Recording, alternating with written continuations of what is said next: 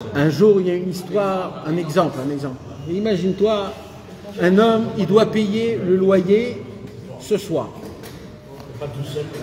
Et il n'a pas de quoi payer le loyer ce soir.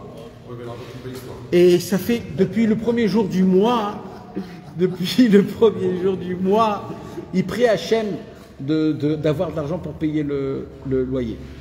Et il a vu que sa prière n'a pas été reçue. Alors il peut se dire dans sa tête, moi le décret il a été décrété. Alors on fait quoi?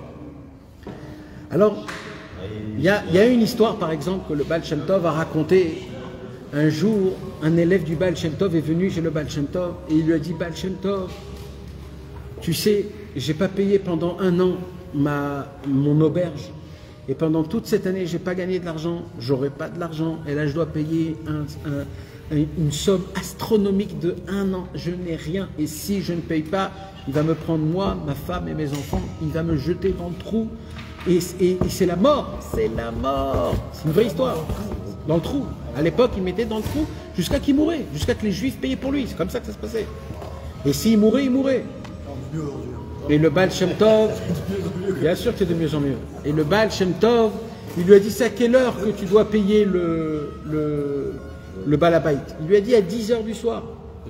Il lui a dit, mais quelle heure il est? Il lui dit, bah, il est 5h d'après-midi. Il dit, mais ça va, t'as 5 heures.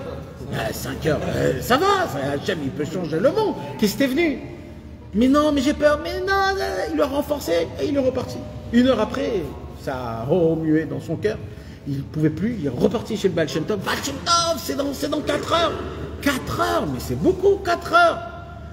Et il ne savait pas comment. Et il est revenu après 3 heures. Après, il est revenu après 2 heures.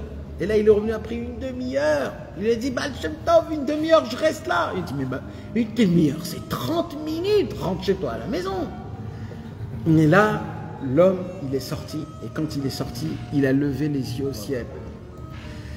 Et il a dit, Hachem, Hachem, j'ai pas mon loyer à payer, je suis ma mine, que tu veux pas que j'ai des problèmes, donc tu vas tout m'arranger mes problèmes au moment voulu, sans que j'ai aucun problème. Je suis ma mine, Ve'emunah Shlema, que c'est comme ça. Le Baal Shem Tov, en fait, il attendait que ce juif, il a prié Hachem de cette manière.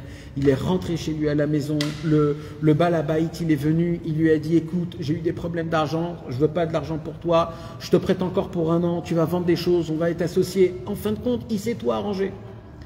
Maintenant, pourquoi je vous raconte cette histoire? Parce que maintenant, imaginez-vous, donc un monsieur, il n'a pas de quoi payer son loyer le soir même.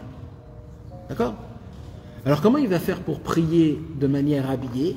Il va par exemple parler à Hachem en racontant à Hachem cette histoire du Baal Shem Tov.